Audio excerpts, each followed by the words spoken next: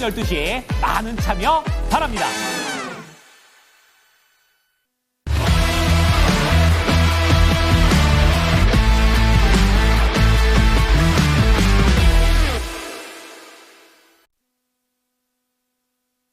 네, 이슈 딥다이브로 이어가겠습니다. SB인베스트의 이주호 본부장 함께 하시고요. 타이탄 파트너스의 윤여민 이사 나와주셨습니다. 두 분 안녕하세요. 네, 안녕하십니까. 네, 훈남 두 분과 함께 하겠습니다. 두 가지 주제로 얘기 나눠볼 텐데요. 네, 첫 번째 주제 먼저 같이 확인해 보시죠.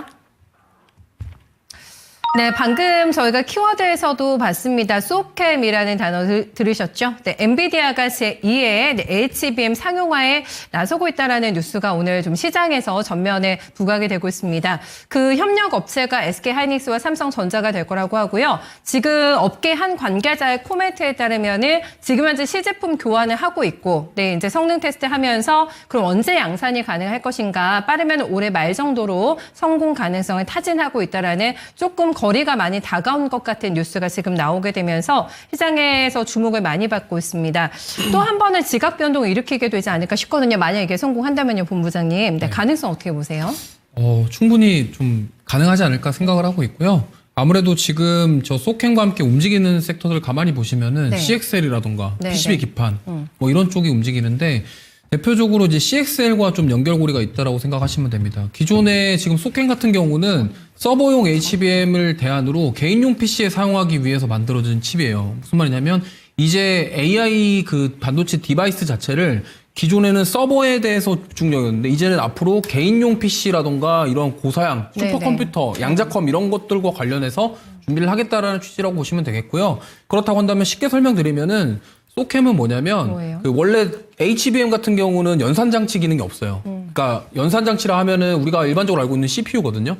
CPU에 처리장치 기능이 없는데 CXL이 메모리에다가 처리장치 기능을 넣는 게 CXL이에요. 그게 PIC라고 해서 이제 그래 좀 어려운 용어인데 그러니까 메모리에 기존에는 연산장치 기능이 없는데 이 연산장치 기능을 하게끔 만드는 게 CXL이고 그러면 저 소캠에 들어가는 게 CXL이 될 가능성이 높다라는 거죠. 그렇다 보니까 이제 CXL 관련주들이 이미 움직이기 시작했고 저게 공식화되면서 이제 PCB 기판주들도 같이 움직이게 된 게 기존에는 이제 DDR5라든가 DDR4에서 범용 메모리 반도체가 이제 규격이 정해져 있잖아요. 네네. 근데 지금 저 젠스랑 대표가 얘기한 거는 뭐냐면 이제 그 규격을 바꿔버리겠다라는 거예요. AI 쪽으로. 그러면 저게 만약에 범용 메모리 반도체가 돼버리면은 앞으로 세상은 DDR5가 아니라 이제 저걸 쓰게 되겠죠. 그럼 이제 AI 기능들이 개인 PC에도 침투가 되면서 그거에 대한 확장성에 대한 기대감이 지금 오늘 반도체 주들 중에서 특히나 온디바이스 AI 쪽에 강하게 움직임이 나오게 된 게 그런 이슈라고 보시면 되겠고요. 뭐 용어 자체가 굉장히 어려우니까 저 화면에 보이는 소캠에 보면은 시스템 온칩이라고 있죠. 네. 그러니까 안에다가 시스템을 넣는다는 거예요. 그러니까 CPU 기능을 메모리에다 넣겠다라는 거죠. 이제 그렇게 되면은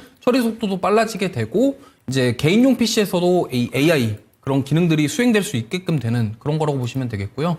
그러다 보니까 이제 관련 종목군들이 일제히 상승이 나오고 있다. 이 정도로 좀 보시면 될 것 같습니다. 젠스나 CEO가 이제 모든 개인들이 이제 AI 슈퍼컴이 필요해질 거라는 멘트를 했잖아요. 그거와 연관돼서 이제 계속해서 속도를 가하고 있는 과정 중에 하나로 볼 수가 있는 거군요, 소캠이. 그렇죠. 왜냐면 엔비디아 같은 경우는 지금 이미 그래픽카드 GTX라는 모델을 정말 많이 판매를 하고 있고 이미 AMD의 라데온보다 훨씬 뛰어난 성능이고 이미 과거에 코인 채굴을 한다고 해서 지금 GTX가 엄청나게 많이 팔렸었거든요. 그러니까 그거를 이제 이런 칩이라던가 이런 쪽까지 기존에 서버에 있던 칩을 갖다가 개인 PC에다 옮기겠다라는 저 의지 자체가 엔비디아가 이미 그 그래픽카드 시장에서 점유율을 굉장히 많이 차지하고 있는데 이런 칩까지 통해서 같이 뭔가를 확장하겠다라는 것이 우리나라에는 되게 호재로 받아들여졌고 특히나 이 삼성전자와 SK하이닉스의 그런 회동 이게 뭐냐면 결국에는 우리나라는 이미 CXL을 준비하고 있었어요. 그리고 원래 CXL의 표준은 인텔이 먼저 얘기를 한 건데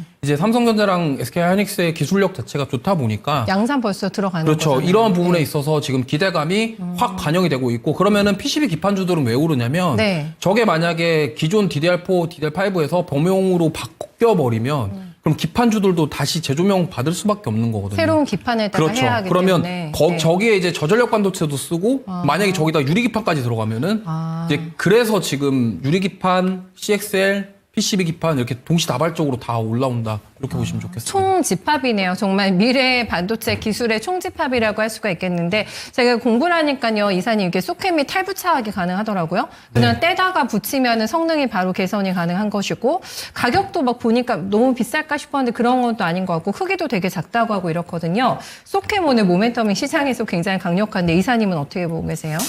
사실은 지난주부터 이제 반도체 관련된 뉴스들이 상당히 좀 많이 나오고 있다라고 좀 생각이 들고 있고 네. 그 가운데서 또 이제 엔비디아와 관련된 뉴스들이 좀 나오고 있는데 일단 사실은 이제 엔비디아와 관련돼서 좀 말씀을 드리면 앞에서 설명을 잘 해주셨지만 엔비디아는 결국 이제 투트랙으로 간다라고 보시면 될 것 같아요. 네. 서버용과 관련된 부분들 또 엣지용과 관련된 부분을 약간 투트랙으로 간다라고 좀 말씀을 드릴 수 있을 것 같고 서버용에서 봤을 때 뭐 주시로 봤을 때 뭐 HM에 관련된 부분들 네. 또 이제 엣지용 같은 데서는 뭐 소켓과 관련된 쪽으로 해서 이제 뭐 기판이 움직이고 있으면 약간 투트랙으로 간다라고 좀 말씀드릴 수 있을 것 같고 그런 측면에서 이제 메모리 쪽과 관련된 회사라고 하면 결국 이제 삼성전자랑 SK하이닉스가 아닐까라는 생각을 하면서 결국 이제 움직이고 있는데 이거 말고도 앞에서 말씀하셨던 것처럼 지금 이제 뭐 CXL이라든지 온디바이스 AI 관련된 부분들이 계속해서 뭐 상용화 또 이제 정부의 어떤 지원 이런 부분들이 계속 뉴스가 나오고 있다라고 말씀드릴 수 있을 것 같고 여기에 대해서 지금 뭐 삼성전자 지금 뉴스가 나오는 거 보니까 엔비디아와 지금 이제 회동을 가졌다라는 얘기가 좀 이제 속보로 좀 나오고 있거든요. 그래서 이제 엔비디아의 어떤 지금 이제 퀄 테스트를 통과하지 못했던 부분들이 이제 어느 정도 좀 풀려나가는 어떤 그런 좀 소식도 좀 나오는 상황이기 때문에 그런 측면에서 삼성전자 같은 경우는 또 다른 또 호재가 좀 있지 않나라고 좀 생각을 하고 있고요. 뭐 그런 측면에서 봤을 때 뭐 2월 3일 지지난주 월요일이었죠. 그 이후부터 지금 삼성전자, 뭐 코스피 지수 여기에 대해서 어떻게 보면 반도체 소부장까지 좀 드라마틱하게 올라오는 부분들이 다 이런 좀 어떤 이런 일맥상통한 부분이 있지 않나라고 좀 생각을 합니다. 뭐 네. 그런 측면에서 봤을 때 디램과 관련된 부분뿐만 아니라 지금 오늘 같은 경우는 디램 뉴스지만 지금 관련돼서 어떻게 보면은 CXL 그다음에 온디바이스 A 기판 결국 이제 반도체에서 계속 약간의 좀 이렇게 순환매가 좀 돈다라고 좀 보시면 될 것 같고 네네네. 근데 그럼에도 불구하고 지금 관련된 종목들이 보면 전고점 작년 1월 대비했을 때 거의 한 60에서 70% 이상 많이 좀 조정을 늘었죠. 받는 상황이기 때문에 네네. 지금 어느 정도 시세가 나온다고 해서 이게 좀 어떻게 보면은 세론이라고 봐야 되는 게 아니라 이제부터 좀 시작이라고 좀 생각이 듭니다. 그런 측면에서 순환매가 돈다고 했을 때 물론 이제 그렇다고 따라간다기보다는 좀 눌림목에서 어떤 매매가 상당히 중요하지 않을까라는 좀 생각을 하면서 그 가운데서도 제가 볼 때 종목의 옥석가리가 분명히 필요하다 말씀드릴 수 있을 것 같습니다. 네. 세론 뉴스가 아니다라고 얘기를 했습니다. 종목만 잘 선택을 해가지고 이제 끌고 가는 매매도 가능하다라는 관점에서 얘기해 주셨거든요. 저희가 정말 공부를 많이 해야 되죠. 네, 반도체 관련해서 매일매일 새로운 용어들이 등장하고 있고 그럴 때마다 관련된 쪽은 뭐인지 좀 찾아서 공부를 많이 하시면서 아마 최근에 종목들을 선택을 하실 것 같습니다. 두 분의 도움을 조금 더 받아볼까요? 네, 종목 확인하겠습니다.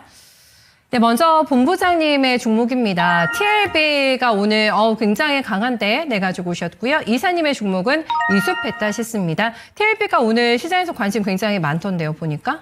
네. 지금 이미 금요일날 지난주 금요일날 상한가 갔었고 네. 오늘도 지금 20%거든요. 거의 이 거래일 만에 지금 50%가 올랐는데. 단기간에. 네. 근데 그럼에도 불구하고 저는 추가 상승 여력이 충분히 있다라고 생각하는 게 그동안 실적에 대한 부진 속에서 주가가 굉장히 많이 조정을 받았었어요. 그럴 법도 한 게 디램 가격에 대한 부분이었거든요. 사실 중국에서 저가형 공세를 계속적으로 했기 때문에 디램 가격이라던가 낸드 쪽 가격 자체가 이미 공급이 너무 많아져서 수요와 공급의 원칙에 의거하다 보면은 네. 공급이 많아지니까 가격이 떨어질 수밖에 없는 거예요. 특히나 심텍이라던가 이러한 PCB 기판 기업들의 대부분의 주 매출처가 디램 낸드인데 이게 가격이 떨어지다 보니까 수익성이 악화돼서 네, 주가가 굉장히 많이 빠졌어요. 근데 지금 이제 올라오는 것 중에서 강한 것들이 뭐 심텍이 있겠고 네. TLB 같은 경우는 왜 말씀드리냐면 네. 일단은 작년 3분기 실적이 어닝 서프라이즈를 기록을 했어요. 그러니까 계속 안 좋다가 턴이 된 거죠. 근데 4분기도 지금 증권사에서 계속적으로 긍정적인 제시를 하고 있습니다.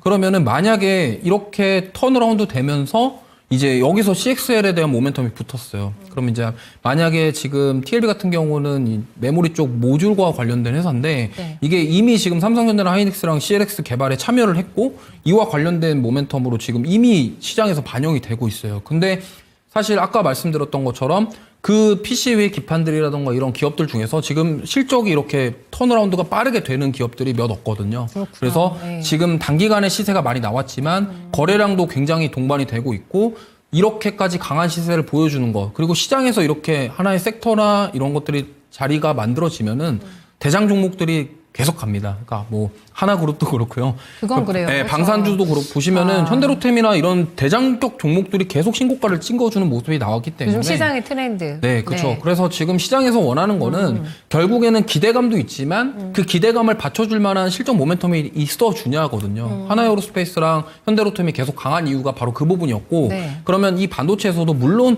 그런 방산 기업들이라던가 이런 괄목할 만한 실적이 단기간에 나오지는 않겠지만 이게 만약에 CXL에 대한 부분들이 표준화가 되고 앞으로 이 소캠이라던가 이런 메모리 반도체에 대한 표준이 다시 바뀌게 된다고 한다면 이 디램 메모리 하는 기업들 중에서도 이러한 그런 TLB 같은 기업들이 좀 각광을 받을 수 있겠다라는 말씀을 드려보면서 지금 많이 올랐다. 물론 조정시 매수 관점으로 접근하시는 것도 좋겠지만 여기서 저는 아까 말씀하신 것처럼 멈추지는 않을 것 같아요. 네. 물론 단기 차익 매물이 나올 수 있겠지만 충분히 더 갈 수 있다. 그래서 분할 매수 관점으로 접근을 해보셔서 조금씩 담아 가신다. 뭐 눌리면은 눌릴 때 또 사시고 하면은 저는 충분히 올해는 이쪽이 아무래도 이제 좀 힘을 내지 않을까 네. 이렇게 생각하고 있습니다. 근데 요즘에 시장의 대세가 되면 나 조금만 더 싸게 사야지 이러다가 다 놓쳐버리는 네. 종목들이 너무 많은데 그것도 하나의 좀 케이스가 TLB가 되지 않을까 싶고요. 지난 금요일에 상한가 냈었던 거래보다 지금 더 많이 실립니다. 하루 거래량보다. 그만큼 굉장히 많은 투자자들이 또 붙었다는 얘기가 될 것 같아요.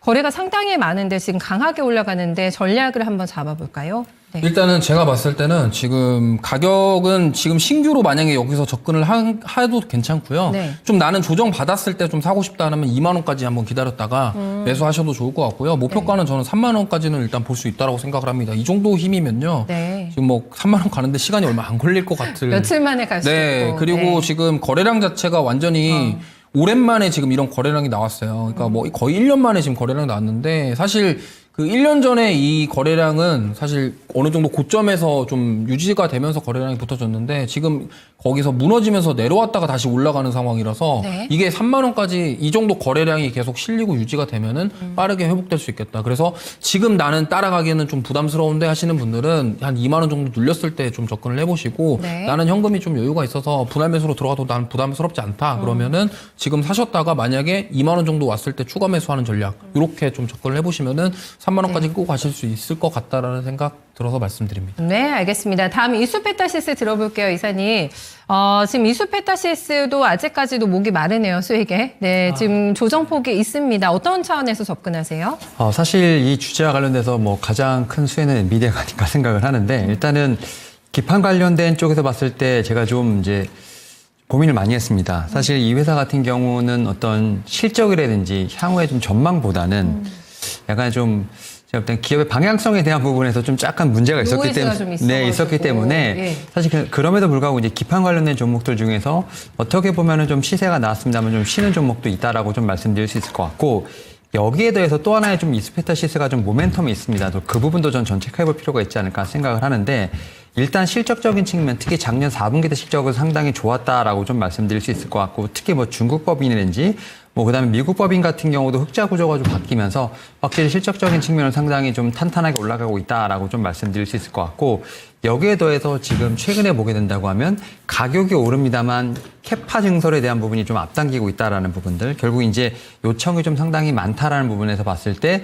수주에 대한 모멘텀이 좀 드라마티컬하게 올라가고 있다라는 부분도 전 체크해볼 필요가 있지 않을까 생각을 하고 있고 여기에 대해서 또 제가 하나에 좀 보는 것 중에 하나가 지금 이제 MLB 기판 관련된 부분도 있습니다만 최근에 이제 이 맞춤형 반도체라고 하지 않습니까? 주문형 반도체, ESIC 관련된 수혜주를 찾기가 좀 상당히 쉽지 않은 상황. 그 상황에서 확실히 주문형 반도체와 관련된 직접적인 수혜가 있는 종목이 우리나라에 몇 개 없습니다. 그중 하나 바로 이수페타시스이기 때문에 이와 관련돼서 기판과 관련된 모멘텀도 있습니다만 이 주문형 반도체와 관련된 모멘텀이 있는 종목 중에 하나가 또 이제 또 이수페타시스이기 때문에 어떻게 보면 좀 듀얼 모멘텀으로 체크해볼 필요가 있지 않을까라는 좀 생각도 하고 있고요. 그런 측면에서 봤을 때 다른 기타 종목들에 비해서 조금은 쉬고 있는 상황이기 때문에 좀 더 편하게 좀 접근이 가능하지 않을까라고 좀 말씀드릴 수 있을 것 같습니다. 네, 편하게 접근 가능하다라는 게 되게 솔깃하네요. 네, 전략을 한번 세워볼까요?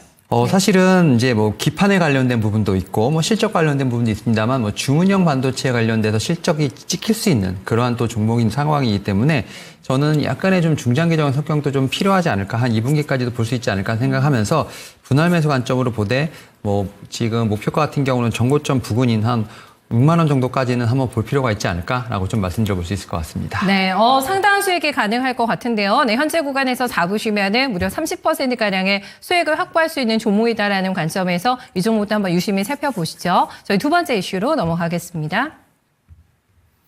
네, 오늘 또 전면에서 아주 뜨끈뜨끈하게 올라오는 쪽이 있습니다. 전고체, 예열이 지난주부터 되기 시작했던 것 같아요. 그러면서 오늘도 이렇게 강력한 퍼포먼스가 난다고 하면서 전고체 다시 보실 것 같은데요. 아직까지 전기차 캐즘이 회결이 되지는 않았습니다. 그럼에도 불구하고 미래의 전기차 기술에 올인한다고 좀 봐야 되지 않을까 싶은데 여기에 대한 기대 모멘텀이 굉장히 강력하게 형성이 되면서요. 오늘도 종목대, 관련된 종목들이 일제에다 강하게 빨간불을 켜고 있습니다.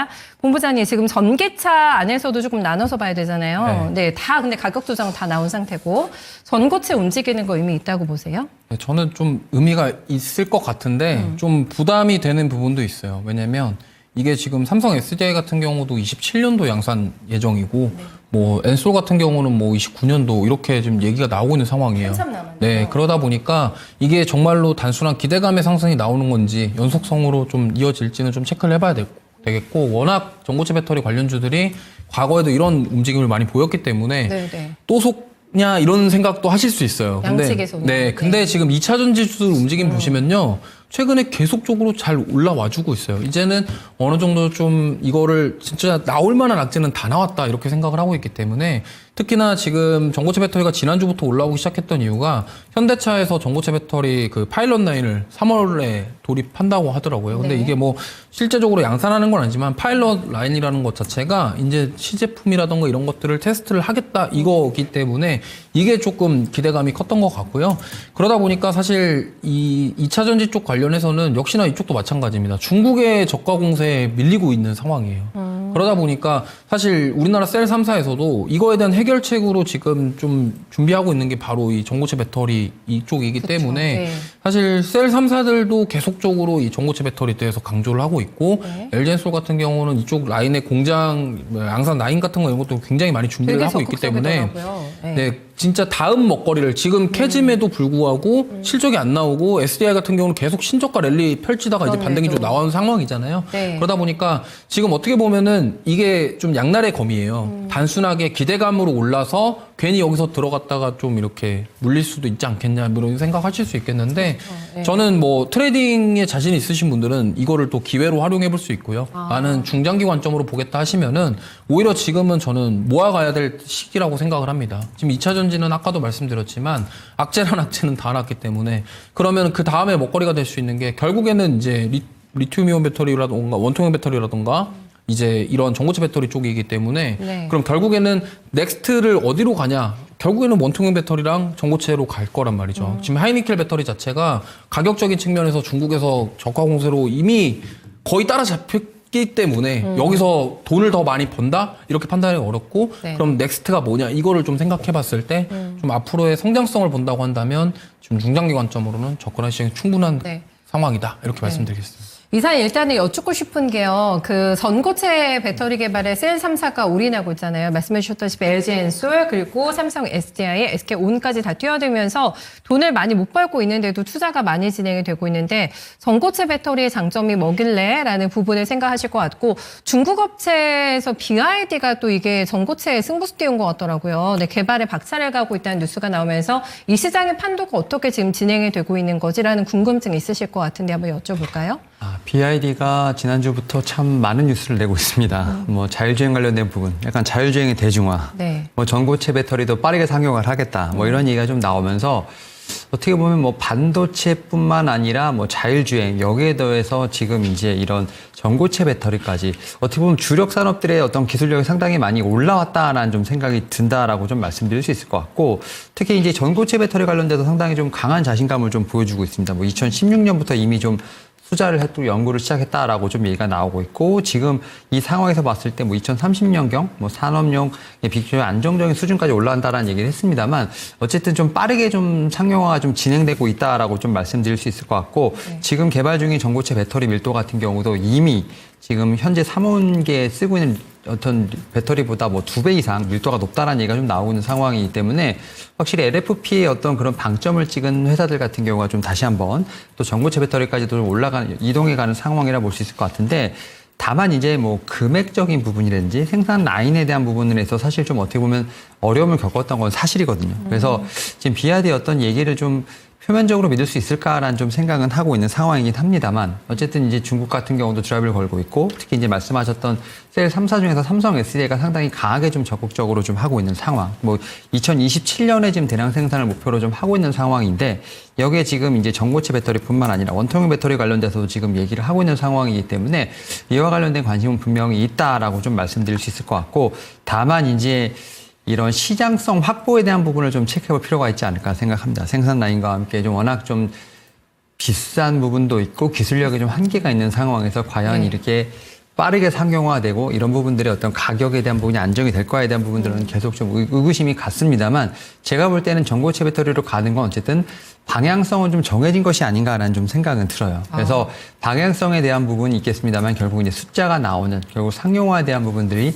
뭐 우리가 흔히 말하는 뭐 삼성 SDI가 먼저 할 거냐, 비아드가 먼저 할 거냐, 이런 부분이 아닐까 생각을 하고 있고, 말씀하셨던 것처럼 뭐 삼성 SDI라든지 LG 에너지 솔루션 같은 경우가 투자는 계속 지속을 하고 있는 상황이고, 캐즘을 좀 정면 돌파하려는 모습을 좀 보이고 있는 상황이기 때문에, 지금 뭐 얘기가 나오는 거 봐서는 한 2분기부터는 좀 셀 3사들이 약간 좀 흑자 전환에 대한 부분을 좀 기대해 볼 수 있지 않을까? 그래서 좀 악재나 약재는 다 어느 정도 나온 상황이기 때문에 숫자가 좀 돌리는 어떤 그런 모습들, 여기에 더해서 작년보다는 올해 좀 전기차 시장이 조금 나아지지 않을까라는 어떤 그런 어떤 모멘텀까지 더해지게 된다고 하면 충분히 주가는 돌릴 수 있는 부분이 있지 않을까라는 좀 생각은 하고 있습니다. 그러게요. 이게 또 별도로만 가기는 또 쉽지가 않을 것 같아서, 일단은 2차 전지 전기차 시장에 대한 어느 정도 믿음이 또 있으셔야지만 전고체도 함께 더 갈 수 있지 않을까 싶은데, 일단은 볼까요? 네, 두 분의 종목 선택을 한번 확인하겠습니다. 네, 본부장님께서는 가는 종목을 올라타자라는 계속 관점이세요. 네, 대장인 것 같죠? 네, 일수 스페셜티 케미컬 가지고 오셨고요. 이사님의 종목은 대주전자재료입니다. 이수 스페셜티 케미컬이 너무 많이 갔지 않아요? 단기간에 계속 가요. 이번 네. 달만 쉬지 않고 올라가는 것 같아요. 지금 네. 뭐 우리나라 국내 증시 트렌드가 이래가지고 이게 거래량이 받쳐주면서 주가 올라가면은 그 다음에 조정 없이 계속 가는 지금 흐름이 계속 나오고 있어요. 그러니까 섹터별로 계속 순환매 돌면서 이런 흐름이 나오고 있기 때문에 네. 사실 뭐 지금 이럴 것 같아요. 지금 나는 여기서 사서 너무 오래 기다리고 싶지 않아. 지금 다들 그런 생각이실 거예요. 왜냐하면 워낙 뉴스가 너무 많이 나오고 네. 그 뉴스에 따라서 주가가 많이 흔들리기 때문에 그래서 저는 아까 종목도 그렇지만 네네. 이번 종목도 좀 확실하게 강한 모습 보여주는 종목 수익 내고 나오자 이런 취지라서, 특히나 이수 스페셜티 케미컬 같은 경우는 이 황화리튬에 대한 모멘텀이 가장 큽니다. 왜냐하면 이 전고체 배터리 지금 고체 전해질 시장에서 황화리튬의 그 시장 점유가 굉장히 크대요. 그래서 70% 이상 차지할 것으로 예상되기 때문에, 만약에 이게 전고체 배터리에 지금 보면은 우리나라 셀 3사도 거의 황화리튬을 채택할 것이라는 얘기가 많기 때문에 네. 이 황화리튬에 대한 모멘텀이 굉장히 크다라는 거고, 결국에는 이 황화리튬을 쓰게 된다고 한다면 여기서 만드는 것들로 인해서 수요가 늘어날 것이기 때문에 이거에 대한 기대감이 지금 어떻게 보면은 주가에 반영되고 있다, 이렇게 네. 보시면 되겠고, 이미 전고체 배터리 시제품 테스트들 이런 것들이 진행되고 있는 상황이기 때문에 뭐 3대장 있잖아요. 한농화성, 네. 이수 스페셜티 케미칼, 뭐 요즘에 떠오르는 또 레이크 머티리얼즈, 이런 네. 3대장 정도가 있는데 그 중에서도 저는 이 황화리튬에 대한 가치가 저는 이 주가로 반영되고 있지 않나 이렇게 생각하고 있어서 네. 보시면 좋겠고요. 가격은 지금 저는 충분히 지금도 신규 접근하기엔 부담스럽지 않은 가격이라고 생각하고요. 6만 원까지 한번 볼 수 있겠다, 이렇게 말씀을 드리겠고요. 네.